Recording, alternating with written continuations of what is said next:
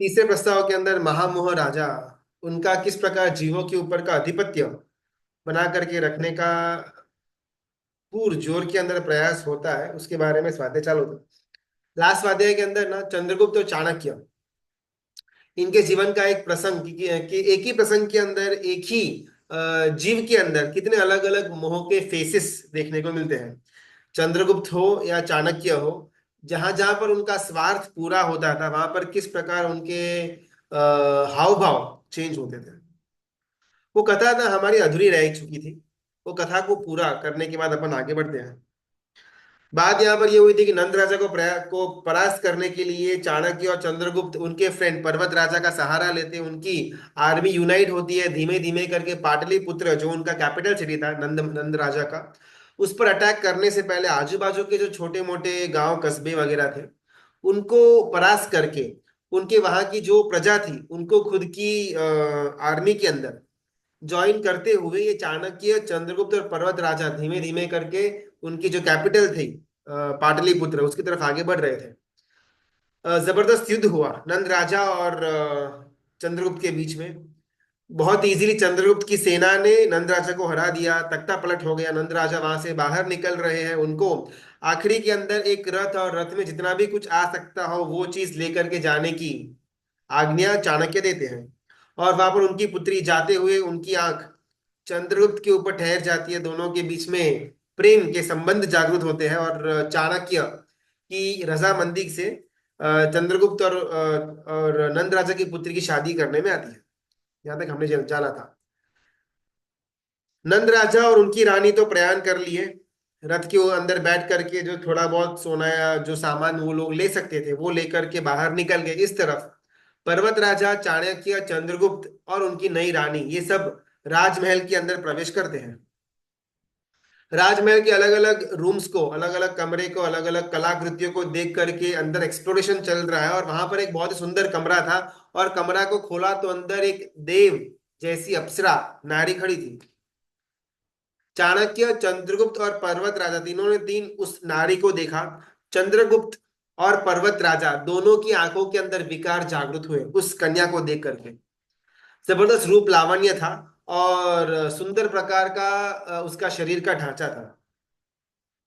इसको देख करके दोनों मोहित हो गए, पर्वत राजा और चंद्रगुप्त। चाणक्य भी साथ में थे लेकिन चाणक्य विचक्षण थे। उन्होंने इस कन्या को देखते ही पहचान लिया कि वे एग्जैक्टली है कौन। और चंद्रगुप्त को इशारे में बता दिया कि इसमें पढ़ने जैसा नहीं है, पीछे आ जा। पर्वत राजा को उन्होंने आदेश नहीं दिया। पर्वत राजा कंप्लीटली मोहित हो गए उस कन्या के ऊपर। और जैसे थोड़ा समय बीतने के बाद पर्वत राजा राजा चाणक्य से मिलते और कहते हैं कि ये अपने को महल के अंदर मिली हुई कन्या है। ये नंद राजा ने इसको छोड़कर गए हुए हैं यहाँ पर, तो ऑब्वियसली ये हमारा हुआ। जो कुछ भी संपत्ति नंद राजा पीछे छोड़कर गए वो जैसे हमारी कही जाती है, वैसे भी एक कन्या जो वो पीछे छोड़कर गए हुए हैं वो भी अब से हमारी कही जाएगी। तो मेरी ऐसी इच्छा है कि इसके साथ मेरी शादी करवाने में आए। ऐसा डिमांड पर्वत राजा ने किया चाणक्य से। मोह किस प्रकार जीव को भ्रमणा के अंदर डाल देता है ये घटना हमको दिखाती है। चाणक्य ने ठीक है, अगर आपकी इच्छा है, अगर आपको करने का है देन आई डोंट माइंड, आप शादी करो, अपन सब अरेंजमेंट करेंगे। और वहां पर चाणक्य और चंद्रगुप्त मिल करके पर्वत राजा का और वो कन्या का लग्न मंडप की तैयारी करते हैं। लग्न के लिए सारी सारी सामग्रियां जो कुछ भी इकट्ठा करना था वो सब कुछ करने के बाद जो मुहूर्त नक्की किया था वो मुहूर्त के टाइम पर पर्वत राजा अपने कमरे से बाहर आए रेडी होकर के, और यहाँ पर वो कन्या रेडी होकर के बाहर आई।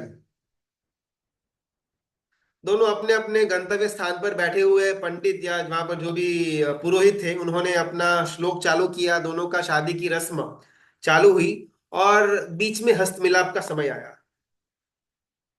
वर के हाथों के ऊपर कन्या का हाथ रखने में आता है। तो पर्वत राजा ने अपना हाथ नीचे रखा और वो जो कन्या थी उस कन्या ने अपना हाथ ऊपर रखा। पहली बार दोनों के शरीर का स्पर्श एक दूसरे के साथ हुआ। बस इसके पहले तो बस देखना और बात ही करना था। कभी शरीर टू शरीर स्पर्श नहीं हुआ था। पहली बार दोनों का हाथ एक दूसरे के साथ टच हुआ। जैसे ही वहां पर हस्तमेलाप का श्लोक पूरा हुआ, श्लोक पूरा होने से पहले पर्वत राजा वहां पर ढल जाते, अनकॉन्शियस, भागा भाग हो जाती है, उनके मुंह से फीन निकलना शुरू हो जाता है, फोम निकलना शुरू हो जाता है। पर्वत राजा, आंखें लाल लाल हो रही है, आंखें जस्ट बाहर आने वाली है, वो दर्द में चिल्ला रहे हैं। चाणक्य और चंद्रगुप्त दोनों वहां पर खड़े खड़े सब कुछ देख रहे हैं। चंद्रगुप्त यहाँ वहां भागना शुरू कर देते हैं कि आखिरकार पर्वत राजा हमारे सब कुछ है। हम तो मतलब भिखारी की तरह, मैं और चाणक्य नगर नगर घूम रहे थे, उस समय पर्वत राजा ने हमारा हाथ थामा हुआ था और उन्होंने हमको सपोर्ट किया था, फाइनेंशियली भी और सेना दे करके भी। तो इनका ऋण जबरदस्त है हमारे ऊपर, तो इनको तो कैसे भी करके बचाना ही पड़ेगा। यहाँ वहां पर भागा दौड़ी शुरू कर देते हैं चंद्रगुप्त। चाणक्य शांति से देख रहे हैं, उनको मालूम है कि एग्जैक्टली हो क्या रहा है, लेकिन उनको कुछ करने का मन ही नहीं था, वो नहीं था, वो बस वहां पर खड़े खड़े देख रहे हैं। चंद्रगुप्त को थोड़ा टाइम के बाद मालूम पड़ा कि चाणक्य के अंदर तो कोई मूवमेंट है ही नहीं, वो तो बस ऐसे ही पत्थर की तरह खड़े हैं। आखिर उनके गुरु है। तो चंद्रगुप्त उनको देख रहे हैं कि भाई कुछ करना है नहीं करना है, उनका इशारे से बात चल रही है। और यहाँ पर वो पर्वत राजा तड़प तड़प करके मुंह से उनका फीन निकल रहा है। चंद्रगुप्त आंखों से इशारा इशारा करता है, कुछ नहीं। चाणक्य आंखों से इशारा करता है, कुछ नहीं करना है। चंद्रगुप्त वहां पर कहा, वहां खड़ा तो रह गया और एक ही नजर में चाणक्य से प्रश्न पूछने लगा, आंखों से आंखों, अभी तक बात कुछ की नहीं है कि ये इंसान को अपन मरने क्यों दे, ये हमारा परोपकारी है, ये हमारे लिए भगवान से कोई कम नहीं। जब आप और मैं 15-15 सालों से भिखारी की तरह घूम रहे थे, अलग अलग नगर में जाकर के गुंडे की तरह, मवाली की तरह, चोरों की तरह हमारा जीवन जब बीत रहा था, तब ये पर्वत राजा ने हमको हेल्प किया, और आज जब इसकी जान बचाने की बारी आ रही, आप मना बोल रहे हो। मैंने आपको इतना तो मतलब सेल्फ सेंटर्ड नहीं माना हुआ था। आंखों से बात चल रही, अभी तक कुछ मुंह से प्रश्न नहीं निकले, लेकिन चाणक्य उनकी आंखों के अंदर ये प्रश्न पढ़ पा रहे हैं कि चंद्रगुप्त क्यों इतना कंफ्यूज, इतना इतना असमंजस के अंदर दिख रहा है। थोड़ी ही देर में वहां पर कोई हेल्प न मिलने के कारण से पर्वत राजा कंप्लीटली मृत्यु के शरण हो जाते हैं। सर्वता मित्र भावेन गाढ़म विश्रब्द चेतसाम। यहाँ पर ये कड़ी उपमिति भवप्रपंच कथा के अंदर सिद्धश्रेणी गुरु भगवंत कहते हैं, सर्वता मित्र भावेन गाढ़म विश्रब्द चेतसाम। मोह किस प्रकार एक्ट करता है, हर एक को अपना मित्र अपने को लगाता है कि ये भी मेरा मित्र, ये भी मेरा मित्र, वो भी मेरा मित्र और ये भी मेरा मित्र। लेकिन एक्चुअल में हर एक इंसान अपने अपने स्वार्थ का मित्र होता है। हमारे लिए उनको कोई ज्यादा भावना, संवेदना, फीलिंग नहीं होती, उनको उनके स्वार्थ के लिए ही ज्यादा फीलिंग होती है। और मेरे कारण से अगर उनका स्वार्थ पूरा होता हो तो वो मुझे मित्र की तरह समझते हैं। द मोमेंट वो स्वार्थ की पूर्ति होना बंद हो गया, मेरी और उसकी मित्रता कट। ये श्लोक उपमिति भव प्रपंच कथा के अंदर शास्त्रकार भगवंत लिखते हैं। और इसको प्रॉपरली समझने के लिए चंद्रगुप्त और चाणक्य की ये घटना, जैसे वहां पर वो उनका मृत्यु हुआ पर्वत राजा का, चंद्रगुप्त जाते हैं चाणक्य के पास कि आपने आखिरकार ऐसा किया क्यों, बचाना चाहिए था ना। सर्वथा मित्र भावेन गाढ़म विश्रब्द चेतसा कुर्वन्ति वचनम यच्च महामोहोत्र कारणम। मुझे जो कोई भी चाहता है, मुझे ऐसा लगता है कि संसार के अंदर मुझे ये व्यक्ति चाहता है, मुझे ये व्यक्ति चाहता है, इसके साथ मेरा ज्यादा गाढ़ प्रीति का, मैत्री का संबंध है। ग्रंथकार भगवंत कहते हैं कि संसार के अंदर के हर एक संबंध सिर्फ और सिर्फ मोह के कारण से बंधे हुए हैं। अगर मोह वहां पर कम हो गया, टूट गया, खत्म हो गया, या मोह ने उसका अपना साम्राज्य उस इंसान के ऊपर से ले लिया, फिर हमारा भी उस व्यक्ति के लिए प्रेम जीरो। चंद्रगुप्त पूछ रहे हैं चाणक्य से कि आखिरकार आपने ऐसा किया क्यों, वो तो हमारा बेस्ट फ्रेंड था। और चाणक्य वहां पर कहते हैं कि पर्वत राजा से अगर आपको मालूम हो तो हमारी डील हुई थी कि अगर वो हमको सेना देता है, अगर वो हमको फाइनेंशियली सपोर्ट करता है, और आखिरकार में जितना भी राज्य हम जीतेंगे उसका आधा हकदार ये पर्वत राजा बनने वाला था। अभी अगर ये आपो आप मर रहा है, इसमें तो हमको फायदा ही है ना। और अगर ये अभी न मरता तो आधा आधा राज्य बांटने के बाद 10-15-20 साल बाद उसके साथ हमको युद्ध करना ही पड़ता, उससे हम बच गए।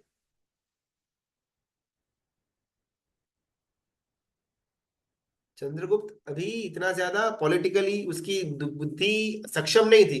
काफी युवान वय के अंदर चंद्रगुप्त और चाणक्य का मिलन हो चुका हुआ था। और अभी पहली बार ये पॉलिटिकल जितने भी दांवपेच है, इसको समझने का बारी चंद्रगुप्त की आई थी। चाणक्य कहते हैं कि वो जो कन्या थी जो रूम के अंदर बैठी हुई थी, वो कन्या नंद राजा ने स्पेसिफिकली हमारे लिए रखी हुई थी। वो कन्या विष कन्या कही जाती है।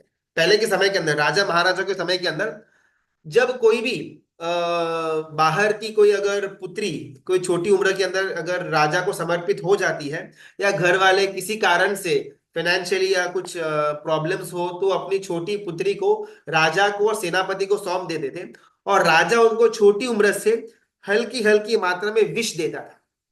ये हर एक नगर के अंदर एक कॉमन डिफेंस की प्रैक्टिस थी। और वो कन्या को अलग अलग कलाएं सिखाने में आती थी। रूप की कला, नृत्य की कला, संगीत की कला, सामने वाले पुरुष को मोहित करने की कला, ये सब कलाएं वो कन्या को सिखाने में आती थी।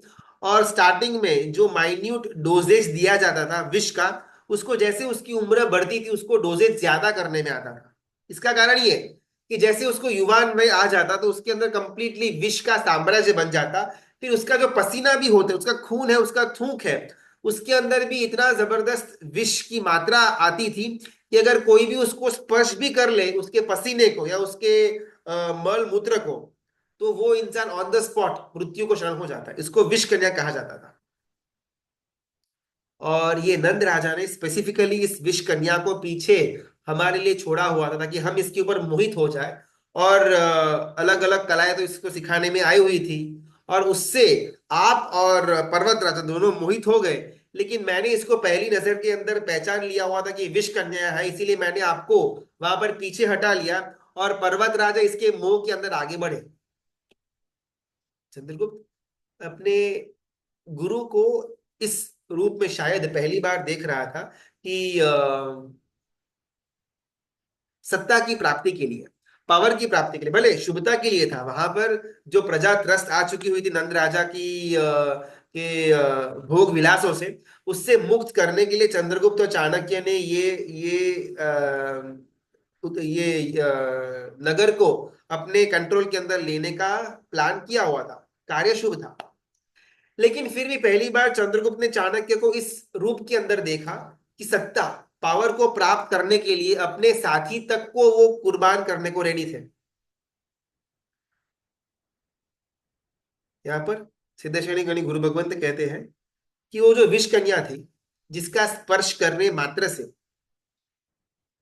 वो पर्वत राजा का वहां पर मृत्यु हो गया। संसार की हर एक कन्या वो विष कन्या से भी ज्यादा खतरनाक। यहाँ पर विजातीय की बात हो रही है, पुरुष के एंगल से स्त्री की बात हो रही है, और स्त्री के एंगल से पुरुष को समझ लेने का। दुनिया की हर एक कन्या विष कन्या से भी ज्यादा खतरनाक है। चिंतक ने पूछा किस प्रकार से। और गुरु भगवंत कहते हैं कि विष कन्या का स्पर्श सिर्फ एक ही भव के लिए मृत्यु दे सकता है, लेकिन विजातीय का राग से, आसक्ति से, प्रेम पूर्वक का स्पर्श अनंत भवों की मृत्यु दे सकता है। पर्वत राजा वहां पर विष कन्या को स्पर्श करके वहां पर उनकी मृत्यु होगी, बस खत्म। उसके बाद वो विष कन्या उनको अगले भव में या भवांतर में अलग अलग भव में जाकर के कोई कोई कोई परेशानी करने वाली है नहीं। लेकिन यहाँ पर विजातीय स्त्री के ऊपर का रखा हुआ मेरा एक भी राग का संबंध, एक भी आसक्ति का संबंध, वो सिर्फ इस भव नहीं लेकिन भवो भव तक वो मोह का संबंध मुझे मारने वाला बनेगा। महोपाध्याय जी भगवंत ज्ञानसार के अंदर कहते हैं, सुखिनो विषया तृप्ता नेन्द्रपो नेन्द्रयापणे। अगर अगर जीवन के अंदर सुखी किसी को रहना होना, तो ये चीज नहीं करनी। कौन सी चीज नहीं करनी? सुखिनो विषया तृप्ता, जो विषयों से अतृप्त है, जिसको विषयों की तलब जगी हुई है, जिसको विषयों के लिए अंदर से एक तलफलाट है, जिसको विषयों के लिए एक अंदर से उसी के ऊपर फोकस आता रहता है। मुझे विजातीय का स्पर्श चाहिए, मुझे स्त्री का संबंध चाहिए, मुझे नाम चाहिए, मुझे प्रशंसा चाहिए, मुझे मेरा पसंदीदा भोजन चाहिए। ये अलग अलग विषयों के पीछे ही जिसका फोकस रहता है, जिसके अंदर तलसाट रहता है, तड़फड़ाहट रहता है, अतृप्त अवस्था रहती है, उस जीव को भले वो चाहे कितना भी श्रीमंत बन जाए, सुखी बन जाए, उद्योगपति बन जाए, करोड़पति बन जाए, अबजपति बन जाए, इंद्र बन जाए, देवेंद्र बन जाए, नरेंद्र बन जाए, चक्रवर्ती बन जाए, फिर भी उसको सुख मिलने से रहा।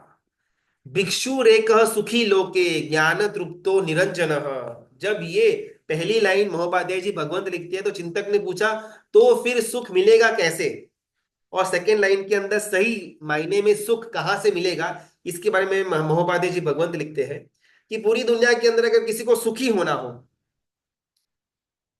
तो सिर्फ साधु का मार्ग है जो सुख दे सकता है। न विषय चाहिए, न विषयों की आसक्ति पड़ी हुई है, न पसंदीदा भोजन की इच्छा है, न ही किसी के शरीर को स्पर्श करने की मन के अंदर लालसा पड़ी हुई है, न ही कोई सामाजिक पद चाहिए, न ही उनको पैसे की कोई दिक्कत पड़ी हुई है। उनको सिर्फ ज्ञान में तृप्तता दिखाई देती है, ज्ञान के अंदर उनको मजा आता है। इसी जीव को सुख मिल सकता है। भिक्षु रेख सुखी लोके ज्ञान तृप्तो निरंजन। पर्वत राजा का वहां पर बहुत ही कारुणिक प्रकार से मृत्यु हुआ, और चाणक्य इसके अंदर अपना खुद का बेनिफिट देखते हैं। अगर वो चाहते तो उस समय बचा सकते थे पर्वत राजा को। जब वो विष कन्या से उनका मिलाप हो रहा था तो जिस प्रकार उन्होंने चंद्रगुप्त को पीछे किया, वैसे ही पर्वत राजा को भी पीछे कर सकते थे। अगर वहां पर भी नहीं किया, तब जब वो अंतिम अवस्था के अंदर जब उनका शरीर तड़प रहा था, जब जान जाने की बस कुछ ही समय बाकी था, कुछ ना कुछ औषधि करके, कुछ ना कुछ ट्रायल्स प्रोग्राम करके भी चाणक्य उनको बचा सकते थे। लेकिन चाणक्य ने कुछ किया नहीं, बिकॉज महामोहोत्र कारणम सर्वथा मित्र भावेन गाढ़म विश्रब्ध चेतसाम। जो भागीदारी के अंदर, जो पार्टनरशिप के अंदर राज्य लेने वाला हो, उसके साथ फ्यूचर में अवश्य में युद्ध होने ही वाला है। तो मैंने तो यहां पर उसको मरने दिया, इससे हमने हमारा फ्यूचर का युद्ध को टाल दिया। अर्ध राज्य हरम मित्रे यो न हन्यात स हन्यते। जो आधा राज्य लेने वाला जो मित्र रहता है, उसको अभी नहीं तो बाद में मारना ही पड़ता है। ऐसा नीति शास्त्र के अंदर चाणक्य ने लिखा इस घटना का संदर्भ के अंदर।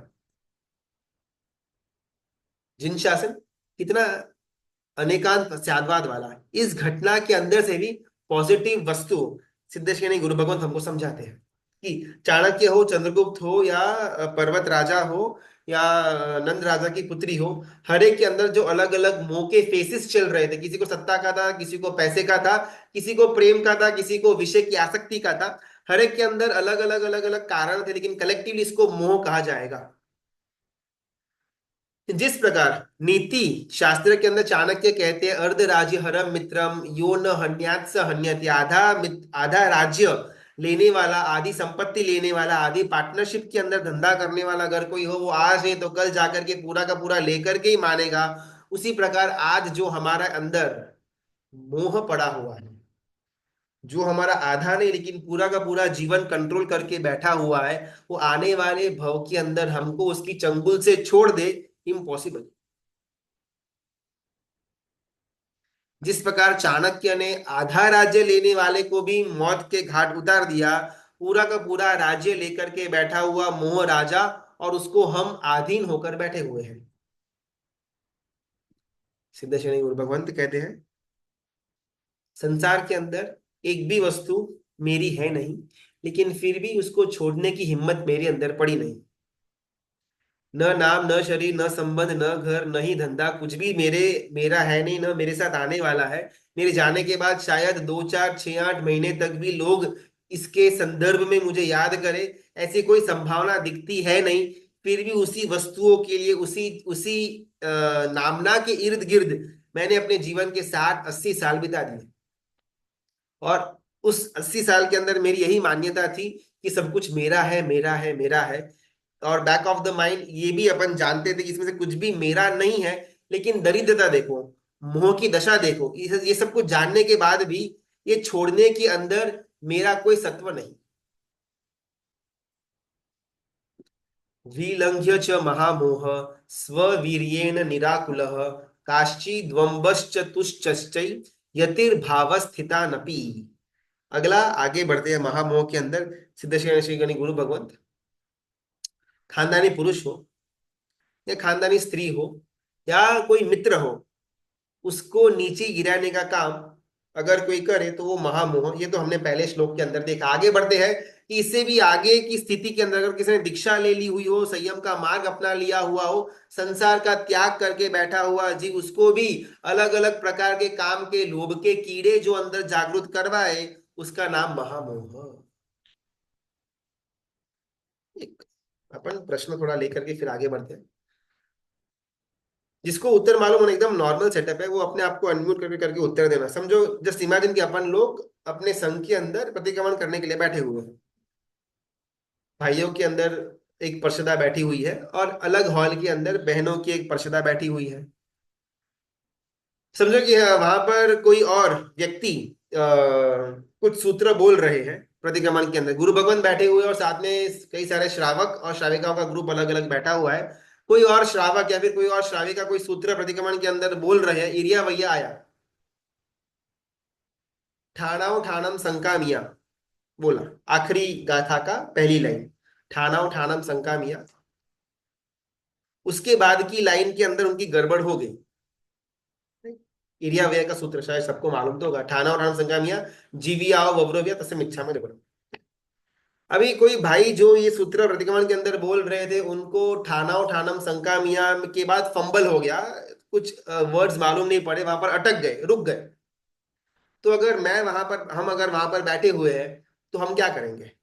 एकदम आइडियल आंसर नहीं चाहिए, जो अपन करेंगे ना वो आंसर अपने को देना है। अगर मैं वहां पर बैठा हूं और मुझे इरिया भाई आता है और वहां पर वो भाई फंबल हो गए, स्टॉप हो गए ठानो ठान संख्या मिया के बाद, तो मेरा वहां पर रिएक्शन क्या होगा? करेक्ट करेंगे उसे। क्या क्या करेक्शन के अंदर क्या? सूत्र याद दिलाएंगे गुरुजी। सुपर। मतलब वो ठानो ठानम संख्या मिया के ऊपर रुक गए फॉर एग्जाम्पल, तो जनरली हमारे मुख से निकलेगा जीविया वव्रविया तस्म इच्छा में निब्रह्म, करेक्ट? जी। अगर किसी का इससे विपरीत वाला आंसर हो तो बोले, वरना अपन आगे बढ़ते हैं।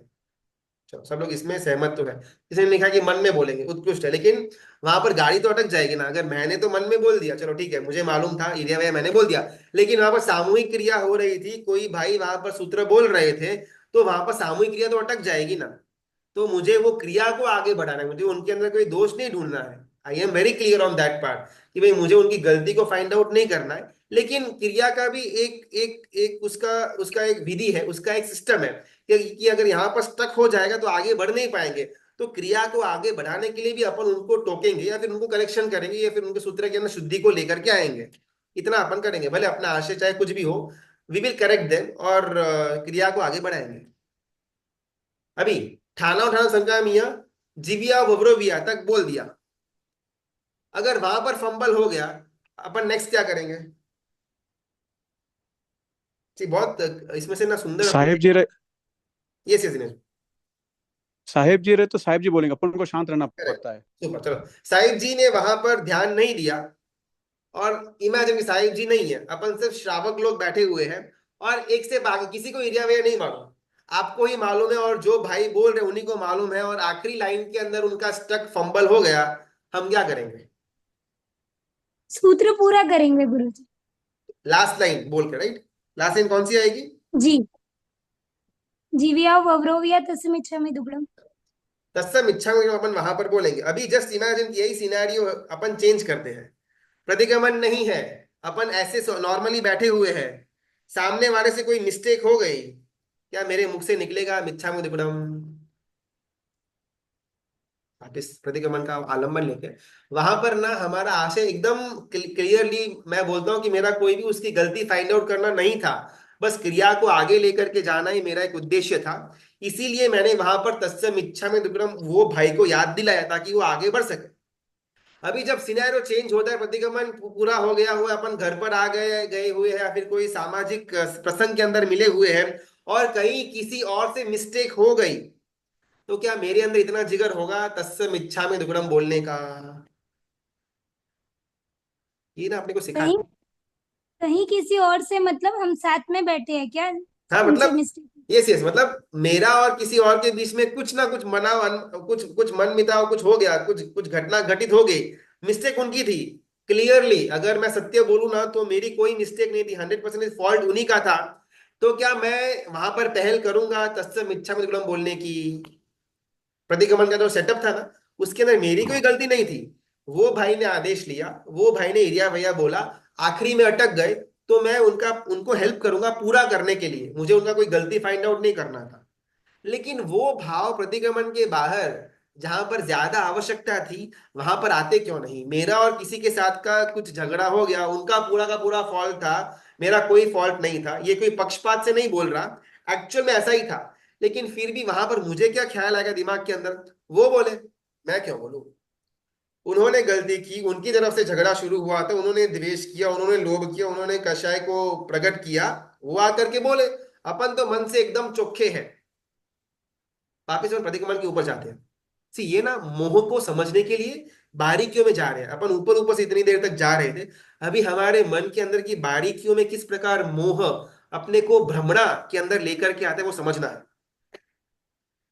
वो प्रतिक्रमण के अंदर मैं जानता हूं कि अगर यहां पर इनका सूत्र पूरा नहीं होगा, किसी और को एरिया वैया नहीं मालूम, गुरु भगवान भी अभी है नहीं प्रतिक्रमण के अंदर, 10 15 20 जने बैठे हुए हैं और सिर्फ मुझे और वो भाई को, 2 जने को एरिया वैया मालूम है, और वो भाई वहां पर स्टक हो गए। तो क्या अपन ऐसे बैठे रहेंगे कि मैं तो मन में बोल दिया, मैं तो अपना प्रतिक्रमण कर लेगा, किसी और को करना है तो करे, न करना है तो न करे, मेरे को क्या? नहीं, सामूहिक एक क्रिया करने के लिए बैठे हुए हैं। तो अपना, भले अपन मन में सूत्र बोले वो श्रेष्ठ है, लेकिन अगर वहां पर कोई सामूहिक क्रिया अटकती है, तो विल हेल्प कि वो क्रिया आगे बढ़े, वो सूत्र वहां पर पूरा हो जाए। इतना तो हमारे अंदर का एक पुरुषार्थ रहेगा। बात यह आती है कि यही सेटअप जब चेंज हो जाता है, तब हमारे अंदर ये विचार क्यों नहीं आता? मेरी ये जो अनंत भवों की यात्रा है ना, वो यात्रा यहाँ पर स्टक हुई है। ये भाई के साथ या फिर ये बहन के साथ जो मेरा 36 का आंकड़ा, जो कुछ भी हमारे बीच में एक एक द्वेष का भाव जागृत हो गया हुआ था, उसके कारण से मेरी मोक्ष की यात्रा यहाँ पर स्टक हो चुकी हुई है। ये सूत्र यहाँ पर स्टक हो चुका हुआ है। भले गलती उनकी थी मेरी थी, वो अपन सब बाद में फाइंड आउट करेंगे। लेकिन अगर मुझे इस मोक्ष की यात्रा को आगे बढ़ाना है, इस सूत्र को आगे बढ़ाना है, प्रतिक्रमण की पूर्णाहुति तक लेकर के जाना है, संसार की पूर्णाहुति तक लेकर के जाने का है, तो वहां पर तत्सम इच्छामि गुणम बोलूंगा तो गाड़ी आगे चलेगी। और वहां पर मेरा मोह प्ले में आता है। मैं क्यों बोलूं? मैं बड़ा हूं, मैंने गलती नहीं की हुई है, मैं इतना सज्जन पुरुष, मेरे पास इतने सारे गुण हैं, मैं ये मैं वो, मैं ये मैं वो वैसा वो वैसा वो वैसा, तो वो बोले मैं क्यों बोलूं? हाँ, अगर वो क्षमापना देगा, मैं डबल संवेदना के साथ उसको माफ भी करूंगा और माफी भी मांगूंगा, उसमें कोई हर्ज नहीं है। लेकिन पहली पहल तो मैं बिल्कुल भी नहीं कर सकता, ये मेरे अंदर का मोह। जब अपने अलग अलग स्वाध्याय के अंदर बात आती है कि हमारा अनंत भव से संसार का भ्रमण चालू है चालू है अनंत, यानी कि अपन इमेजिन ना कर पाए वो फिगर, तो उसमें कुछ ना कुछ तो कारण होगा ना, कि हमारा अनंत भव से किस प्रकार कोई एंडिंग ही नहीं आता है। अपन इतने कोई बुरे इंसान तो नहीं, अपन न कोई 7 व्यसनों के अंदर जाते होंगे, न परस्त्री गमन होगा, न वेश्यागमन होगा, न चोरी होगी, न हमारे अंदर कोई हत्या हिंसा वगैरह ज्यादा अपन करते होंगे। तो इतना अच्छा संस्कार अपने को मिला हुआ है, यानी कि बहुत सारे भवों से हमने इसकी साधना करी हुई है। आज मैं जैन के अंदर जन्मा हुआ, हम जैन के अंदर जन्मे हुए हैं, तो भले अपन कितना भी क्रोधी होंगे, शायद कितना भी अपन लालच लोभ करते होंगे, लेकिन अगर कोई कॉकरोच आगे जा रहा हुआ होगा ना, हम उसके ऊपर जानबूझकर पैर रखकर कुचलने का किसी को भाव होगा ही नहीं। 100 में से 100 जैनों के लिए अपन ये बात बोल सकते हैं, लेकिन एक भी अन्य धर्मी के लिए अपन ये बात नहीं बोल सकते कि आगे कॉकरोच हो, कोई बकरा हो या फिर कोई गाय हो, उनको वो कुचलेंगे नहीं, काटेंगे नहीं। We can not be sure. तो हमको ये बाय बर्थ मिला हुआ है, किसी ने अपने को सिखाया नहीं था। अपन जब छोटे भी थे ना, 2 4 5 साल के भी थे, चींटी जाती जाती थी तो अपन मारते नहीं थे, वो अपने अंदर इनबिल्ट संस्कार था। मम्मी ने एक आधा 2 बार बोल दिया, अपन समझ गए कि हाँ ये ऐसा है। और अन्य धर्मियों को 30 30 50 50 80 80 सालों तक समझाना पड़ता है कि ये जीव है, इनको मत मारो, फिर भी उनकी बुद्धि चलती नहीं है। दिस शोज कि हमारे अंदर वो अहिंसा का इनबिल्ट संस्कार पड़ा हुआ है। और ये संस्कार कोई अपने आप मैजिकली नहीं आया, अनंत भवों से शायद हमने थोड़ा थोड़ा इसमें ऐड ऑन करते गए, और आज जाकर के मेरे अंदर अहिंसा का पराकाष्ठा वाला गुण पड़ा हुआ है। शायद एक एक एंगल से हम सबके अंदर ये अहिंसा का गुण पड़ा हुआ है। तो बात ये करनी है कि इतना सारा हमारा भव गुणों गुणों की प्राप्ति वाला भव हुआ रहेगा, तब जाकर के आज हमको ये एक प्लेटफॉर्म मिला। लेकिन फिर भी अभी तक कमी रह कहाँ गई? अगर इतना सब कुछ पॉजिटिव पॉजिटिव मैंने इतने सारे भाव से मैं करते आया हुआ हूं और आज जाकर के मुझे प्लेटफॉर्म मिला है, लेकिन अभी भी यहां से मेरा और मोक्ष मार्ग के अंदर कोई भी डिस्टेंस कम हुआ हो, ऐसा कुछ प्रैक्टिकली मुझे फील होता नहीं है, तो आखिरकार मेरी कमी, मैं कहाँ पर चूक गया? और वो जो हमारी कमी, जो हमारा ड्रॉबैक था, जो इतने भाव से शायद हमको हाईलाइट न हुआ हो, उसको ढूंढने के लिए हमको ये भाव मिला। अभी आते हैं मोह के ऊपर। इतना छोटी सी ये कोई, हाँ बोला तो बोल सकते आपने कहा कि माफ करना, हमने माफ भी कर दिया। आपने कहा ना, आपका कई टाइम से आपका लेसन पढ़ रहे हैं। हम माफी भी मांग लेते हैं, लेकिन उनके प्रति अभी ऐसी फीलिंग्स नहीं रहती। अभी हम, जैसे आपने कहा ना कि उनकी भूल थी, वैसे ही मेरे साथ हुआ था। तो मैंने उनकी भूल को भी माफ कर दिया, लेकिन आज उनके घर पे मैरिज है और सब कुछ है, लेकिन जाने का मन नहीं होता कि नहीं भाई अभी नहीं जाना। तो उसके लिए हम क्या करें? तो वरना ये कितना डिफिकल्ट है मोह का सिचुएशन। उसको जितना अपन सोचेंगे ना, मालूम पड़ेगा कि यार ये तो सच में हाँ। बहुत ज्यादा इसके अंदर फंसे हुए हैं। और ये सिर्फ किसी एक या दो की बात नहीं है, मेरी भी एग्जैक्टली सेम सिचुएशन ही है। मैं कोई ऐसा नहीं है कि भाई अपने को एकदम वो हो गया। अगर मेरा किसी के साथ कुछ प्रॉब्लम हुआ हो, चलो ऊपर ऊपर से अपन एक बार उनको मिच्छा मतलब हम बोल भी देंगे, लेकिन जब अगली बार मिलने का उनके साथ जब संयोग होगा, तब अंदर से वो एक खुशी नहीं आएगी। और ये बात मेरे लिए भी उतनी ही सही है। लेकिन यहाँ पर अपने को दोष देना है खुद के कर्मों और मोह के ऊपर, और उसको अभी निवारण किस प्रकार करना वो भी अपन आगे जानेंगे।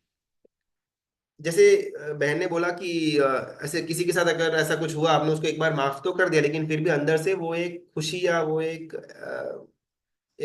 पसंदगी नहीं आती उनके साथ नेक्स्ट टाइम बात करने के लिए, फिर मिलने के लिए। हम वापिस से प्रतिक्रमण वाले सेटअप के अंदर जाते हैं। वो भाई जो इरिया भैया बोल रहे थे, वो भाई ने लास्ट लाइन के अंदर गलती की और मैंने उनकी लास्ट लाइन सुधार दी, ठीक है।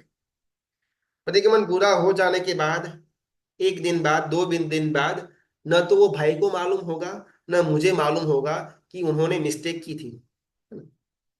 ऐसा तो शायद अपना कितना भी होता रहेगा, अपन ने भी प्रतिक्रमण किए हुए हैं, ऐसा कुछ नहीं कि अपन कभी प्रतिक्रमण नहीं करा हुआ है। और कभी कभार हमने भी किसी की दो चार भूलें निकाली हुई होगी।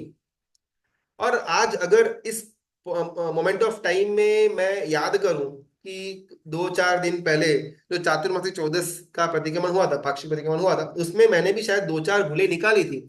लेकिन बहुत ज्यादा याद करने पर मुझे मालूम पड़ेगा कि वो किसकी थी, कहाँ पर एग्जैक्टली कौन से सूत्र की थी, मुझे ज्यादा वो रजिस्टर नहीं है माइंड के अंदर। हाँ, उस समय भूल निकाल दी थी, सॉल्व हो गया, केस खत्म। और अभी वो कंप्लीटली मन से गायब। तो ये मेरे लिए कोई नया वस्तु नहीं है, ये मैं इनहेरेंटली करता रहता हूँ। कभी कभार किसी के प्रतिक्रमण के अंदर भूल निकाली, उसको बोल दिया, वहां पर क्रिया पूरी हो गई, मैं भी भूल गया। अभी एग्जैक्टली ये सेम चीज मैं संसार के अंदर क्यों लेकर के नहीं आ सकता? और उसके पीछे का है अभिमान या मान। 20 साल पहले किसी ने मुझे कुछ कुछ शब्द बोला हुआ होगा, कोई हल्का शब्द बोला हुआ होगा, और मैंने उस समय तो उसको माफ कर दिया। लेकिन आज 20 साल बाद भी मुझे वो घटना एकदम क्लियरली याद है कि वो भाई ने उनके सामने मेरे बारे में ऐसा बोला था। और तब से लेकर के वो भाई का और मेरे बीच का संबंध ठीक है, ओके ओके टाइप है। इतना कुछ ज्यादा हमारे बीच में फ्रेंडशिप जैसा रहा हुआ है नहीं।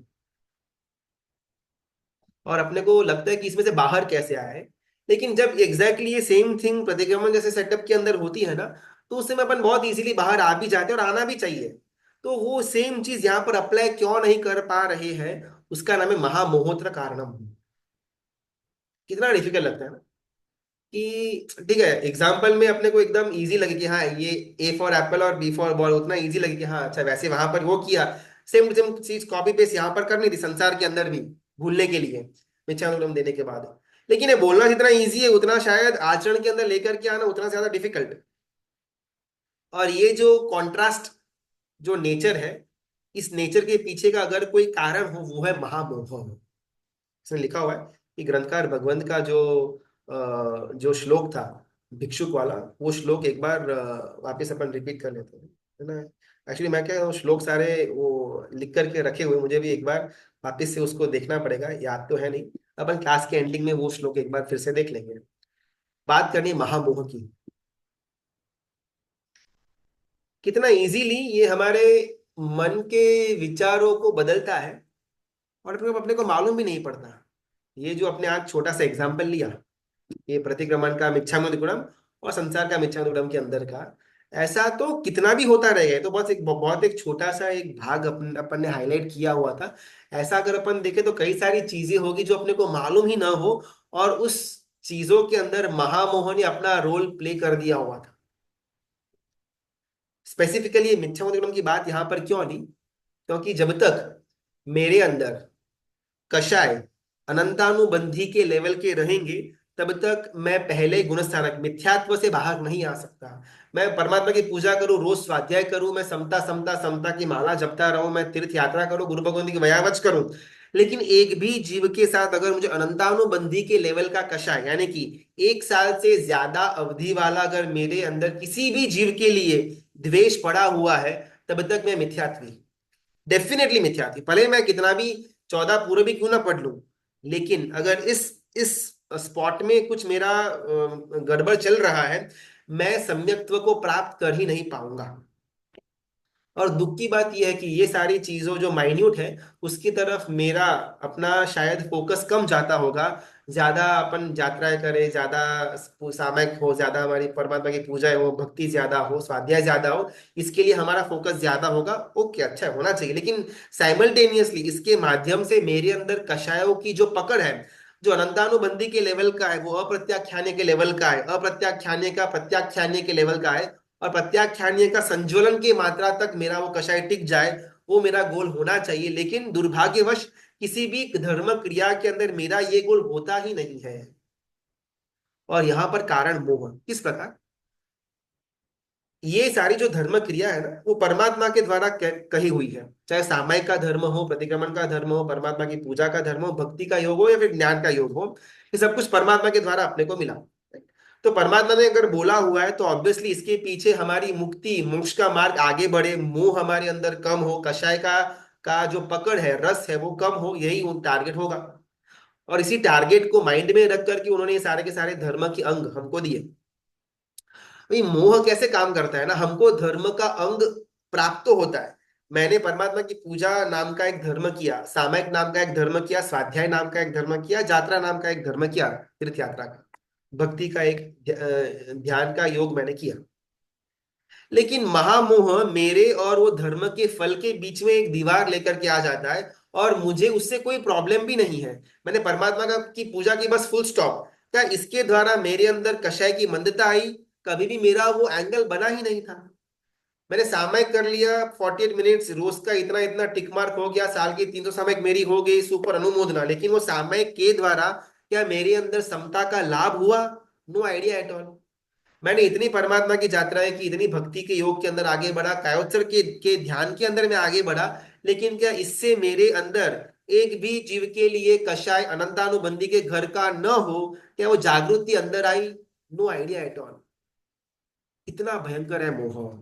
हमको सेटिस्फैक्शन देगा कि आपने धर्म कर लिया, बस अभी और क्या चाहिए, वर्षित तक आपके आपका जीवन के अंदर हो गया, आपने मासक शमन कर लिया, अट्ठाई कली परिशुद्ध महापर्व के अंदर उपदान हो गया, नवाणु हो, यात्रा हो गई, परमात्मा की रोज षष्टकारी पूजा हो रही है, रोज 1-1.5 घंटे का स्वाध्याय हो रहा है, बस अभी और आगे चाहिए क्या? इतना तो कर रहे हैं, और अभी और आगे बढ़ना है तो बढ़ेंगे। लेकिन जैसे ही हमारा हल्का सा ये कषायों की मंदता के लिए, या मोह की मंदता के लिए अगर हमारा विचार भी जाता है ना, ये तो कैसे पॉसिबल है, ये तो हो ही नहीं सकता है। इससे अच्छा है अपन परमात्मा की पूजा करेंगे, स्तवन 2-5 गाएंगे। ये मार्ग अच्छा है। तब चिंतन मिंतन वगैरह करने का, कषायों को मंदता वगैरह लेकर के आने का ना, वो अपने को जमेगा नहीं। अपन अपनी रूटीन के अंदर काफी स्टेबल है। ये विचार भी मेरे अंदर लेकर के आने का काम महामोह का। इसके लिए इसको कर्मों का राजा बना बताया गया हुआ है। राग का भी अगर कोई बाप हो, उसका नाम है महामोह। जो यहाँ पर श्लोक अपन ने स्टार्टिंग में लिया हुआ था, सुखिनो विषया तृप्ता नेन्द्रोपनेन्द्रापयोपह भिक्षु रेक सुखी लोके ज्ञान तृप्तो निरंजन।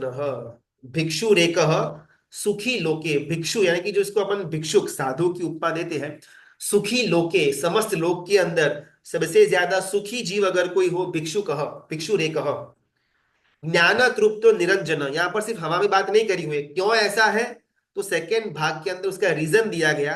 ज्ञान तृप्तो निरंजन, ज्ञान की तृप्ति के अंदर, ज्ञान की पिपासा के अंदर वो आगे बढ़ा हुआ है। वो भिक्षु भिक्षु रेख यानी कि वो साधु, इस कारण से सुखी लोके, भिक्षु रेखः सुखी लोके ज्ञान तृप्तो निरंजन। परमात्मा ने जब शासन की स्थापना की ना, तब चार अंग किए, साधु साध्वी श्रावक और श्राविक। साधु और साध्वी यानी कि जो द्रव्य से और भाव से दोनों प्रकार से जिन्होंने मोक्ष मार्ग का को अपना मार्ग बनाया हुआ है, जिन्होंने संयम अंगीकार किया हुआ है, उसको अपन साधु और साध्वी की कैटेगरी के अंदर रखेंगे। परमात्मा के एंगल से जिन्होंने द्रव्य रूपी संसार का त्याग नहीं किया हुआ है, लेकिन भाव रूपी संसार का त्याग कर दिया हुआ है, उसी को श्रावक और श्राविका की उपमा दी गई हुई है। महामोह, उसको ये एंगल में समझने का प्रयत्न करते हैं।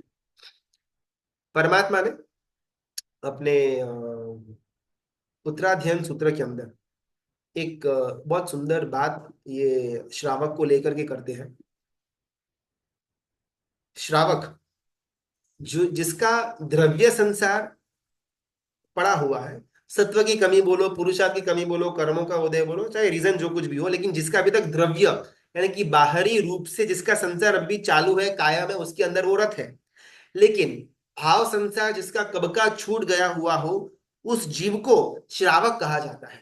अभी अगर परमात्मा ने श्रावक की ये डेफिनेशन दी हुई है, तो अपने को सोचने का कि मेरी उसके अंदर गिनती आएगी या नहीं आएगी। श्रावक के अंदर के भाव संसार किस प्रकार हमारा कलुषित हो उठा है, उसको हम एक दो घटना के द्वारा जानते हैं। आबू के देरे, आबू के दिलवाड़े, माउंट आबू के ऊपर के हमारे तीर्थ, उसको उसकी उसकी उसका निर्माण जिन्होंने किया, ऐसे विमल मंत्री, उनके जीवन की घटना। जब ये माउंट आबू के ऊपर जब जिन मंदिर नहीं निर्माण करने में आए हुए थे, उस समय विमल मंत्री के मन में वो आबू के पहाड़ों को देख करके इच्छा जागृत हुई कि मुझे यहाँ पर देव विमान जैसे सुंदर परमात्मा के जिनालय का बांधकाम करना है। और शायद एक समय के लिए देवलोक के जो विमान है, उनके अंदर के भी जिन मंदिर मेरे द्वारा बनाए हुए जिन मंदिर से फीके पड़े, ऐसा सुंदर परमात्मा का मैं यहाँ पर एक जिनालय बनाऊं, आबू के दिलवाड़े की पहले की बात। और मन के अंदर अंदर ठान लिया। आबू के पर्वत के ऊपर जमीन तो परचेस कर ली, लेकिन वहां तक उच्च कक्षा का मार्बल पाषाण पहुंचाना किस प्रकार मालूम नहीं पड़ रहा था। बिकॉज आज के जमाने की तरह जेसीबी क्रू या वो हेलीकॉप्टर ड्रॉप या पूरा वो रास्ते पर अपन चढ़ के इतना आसान था नहीं। विमल मंत्री आज से लगभग 500 साल पहले हो चुके मंत्री। तो उस समय मन में असमंजस थी कि इच्छा तो हो गई, जमीन भी खरीद ली और पैसे भी पड़े हुए हैं, पूरा तो करेंगे, लेकिन कोई रास्ता नहीं मिल रहा कि उच्च कक्षा के पाषाण अपन ऊपर किस प्रकार बनाए, लेकर के आए।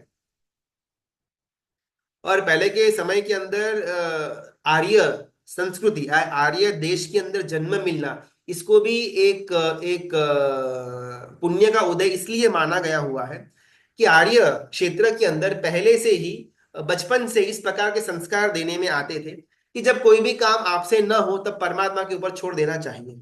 और यहाँ पर विमल मंत्री ने वहां पर अट्ठम का तप करके अंबिका देवी का जाप किया कि बस मुझे मेरे मन की ऐसी इच्छा है कि यहाँ पर परमात्मा का जिनालय मुझे बांधकाम करवाना है।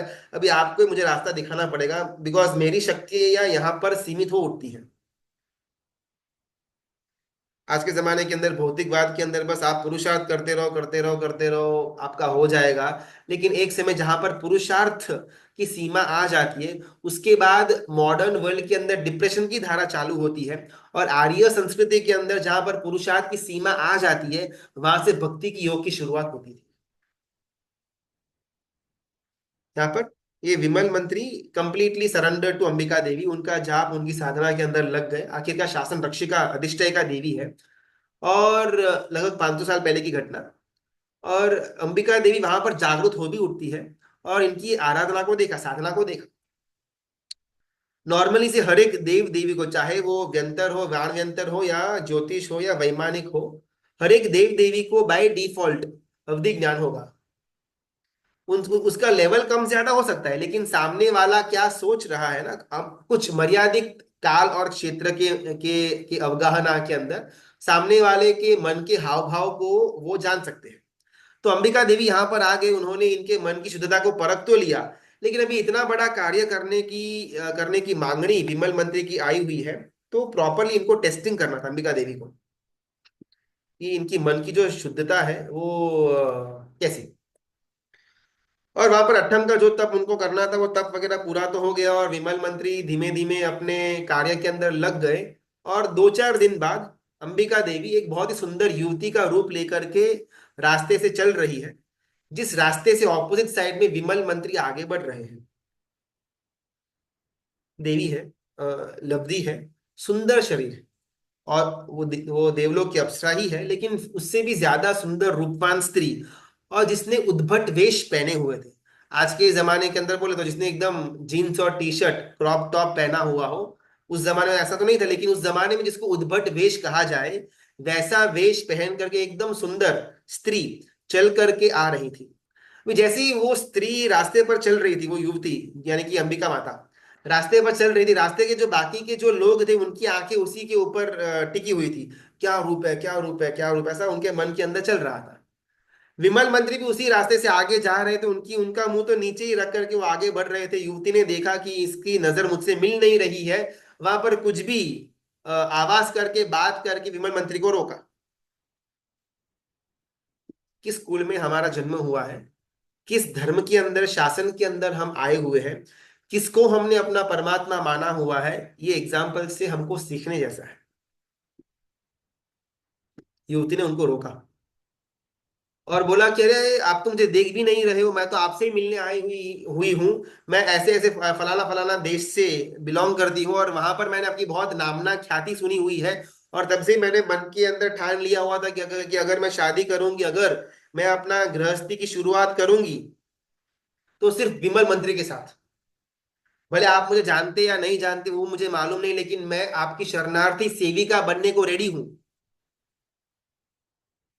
और वहां पर विमल मंत्री ने नॉर्मल बातचीत करने के लिए अपनी आंखें ऊपर उठाई, और विमल मंत्री कुछ सोच रहे हैं, और कुछ उत्तर आया नहीं। तो ये जो युवती वापस बोलती है, क्या आपकी आंखों के अंदर मेरे लिए प्रेम नहीं है? ये सुंदर शरीर है, इतना सुंदर मेरा आभूषण, मेरा वेश है, भले उद्भट वेश हो लेकिन इतना सुंदर मेरा वेश है, तो क्या आपकी आंखों के लिए मेरे लिए प्रेम जागृत नहीं हुआ? और वहां पर विमल मंत्री इसी डायलॉग को बोलते हैं कि एक आंख से मैं सर्व स्त्री को माँ की तरह देखता हूं, और एक आंख से सर्व स्त्री को मैं बहन की तरह देखता हूं, मेरे पास तीसरी आंख नहीं है। यहाँ पर गुरु भगवान हमसे प्रश्न करते हैं। समझो कि अब अपन अपने संघ के अंदर जहां पर अपन आराधना कर रहे हैं, हमारी सोसाइटी, बाजू वाली सोसाइटी जहां पर अपना रोज आने का जाने का है, हमारी एरिया के अंदर का किसी का घर, हम उनको मिलने के लिए गए, बहुत अच्छी तरह उनको जानते हैं, पहचानते हैं वो भाई को, जिनके घर के अंदर अपन गए हुए हैं, मिलने गए हुए हैं। रोज शायद अपना उठना बैठना होगा, एक दूसरे से जान पहचान होगी, और हम वहां पर गए, गेट खुला था, मेन डोर खुला था, और एज यूजुअली अपने अंदर एंट्री ले ली। मैं पुरुष के एंगल से बात कर रहा हूं, स्त्रियों को अपने बहनों को अपने एंगल का सोच लेने का। वहां पर मैंने मेन रूम ड्राइंग रूम के अंदर एंट्री ले ली, बिकॉज इसको तो मैं जानता हूँ, ये भाई को मेरा अच्छा खासा फ्रेंड है, समाज का है, मेरे संघ का ही सदस्य है। अंदर गया, और वहां ड्राइंग रूम से लगता हुआ जो रूम था, वहां पर कोई स्त्री कपड़े बदल रही थी, फॉर एग्जाम्पल। तो एज अ सज्जन पुरुष, तुरंत मैं वो ड्राइंग रूम से बाहर निकल जाऊंगा कि अरे यार मिस्टेक हो गई, मुझे नॉक नॉक या कुछ बेल वेल कुछ तो करना था, ऐसे तैसे मैं किसी के घर के अंदर चला गया, नॉर्मली मेरा यही व्यवहार होगा, नहीं, बिकॉज शासन के अंदर हूँ, संघ के अंदर हूँ, वो भाई संघ के अंदर वाले ही भाई है, और मेरा एक एक छाप है सज्जनता वाली। और किसी के घर पर जाकर के ऐसा कुछ दृश्य अगर देखने में भी आए, तो अपने को ऑकवर्ड फील होगा, अपने को शर्म आएगी, और अपन बाहर आ जाएंगे, जो एकदम उचित है, उच्च है, करना ही चाहिए। दिक्कत वहां पर होती है कि जब सेम ये यही सिनेरियो जब फोन के अंदर होता है, हम वो ड्राइंग रूम का त्याग नहीं करते, हम और नजदीक उस रूम के अंदर जाते हैं। महामोहोत्र कारणम, दोनों के बीच में कोई ज्यादा फर्क नहीं है। मैं उस भाई के घर के अंदर गया, उस रूम के अंदर, और वहां से ऐसा दृश्य देखा, और मैं वहां से बाहर निकल गया, फोन के अंदर मैं उसको देख रहा था, वो दृश्य को देख रहा था, और जैसे आगे न देखने जैसे दृश्य आने वाले थे, मैं और ज्यादा फोकस हो गया। दोनों सिनेरियो के अंदर अगर कोई डिफरेंस था तो सिर्फ यही था कि लोग क्या कहेंगे। आज फोन के अंदर, ओटीटी के अंदर, वेब सीरीज के अंदर, एडवर्टाइजमेंट्स के अंदर जिस प्रकार की के दृश्य दिखाने में आते हैं, अपन सब एकदम ज्यादा वाकिफ है। कोई कोई अपने लिए छुपी हुई बात नहीं है कि किस प्रकार के दृश्य दिखाने में आते हैं। दुख की बात यह है कि अपने को उससे कोई प्रॉब्लम भी नहीं है। कोई और देखता हो तो चलो ठीक है, वो उसके उसके मन की बात है, लेकिन मुझे खुद को भी इसके अंदर कोई प्रॉब्लम नहीं दिखता।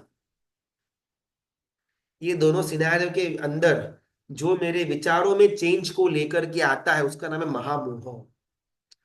किसी के घर पर जाऊंगा अगर और ऐसे ताक झाक कर लिया, पकड़ा जाऊंगा, तो मेरा नाम बदनाम हो जाएगा। इसी एरिया के अंदर, सोसाइटी के अंदर, संघ के अंदर मुझे रहने का है, मैं रह नहीं पाऊंगा, तो उस कारण से मैं वहां से बाहर निकल गया। लेकिन जब फोन के अंदर चलचित्र दृश्य के देखने की बात आती है, उस समय तो मुझे कौन देख रहा है, किसको मालूम पड़ने वाला है मैंने कौन सी वेब सीरीज के अंदर कौन सा चित्र देखा, किसको देखा, किस अवस्था के अंदर देखा, किसको मालूम पड़ने वाला है। तो यहां से मैं बाहर आऊं क्यों?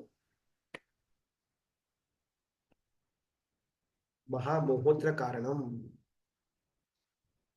ऐसा अपन ना शायद करेंगे तो बहुत लंबा अपना महामोह के अंदर का ही समय निकल जाएगा, लेकिन एक एक जीवन के जितने भी हमारे घटनाक्रम है,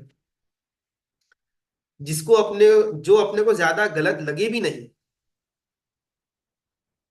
लेकिन उस हर एक घटनाक्रम के पीछे महामोह का हाथ अवश्य होगा। और ये एक रीजन के कारण से ही अब तक हमारा मुक्ति मार्ग में आगे बढ़ने का हुआ नहीं है। भले गुण थोड़े बहुत आगे हुए होंगे, आगे के भवों के संस्कार के कारण से, उतना तक अपना ठीक है, लेकिन उससे आगे बढ़ने की हमारे अंदर कोई पुरुषार्थ की धारा प्रकट होती नहीं है। इसके पीछे अगर कोई कारण हो, महामोह।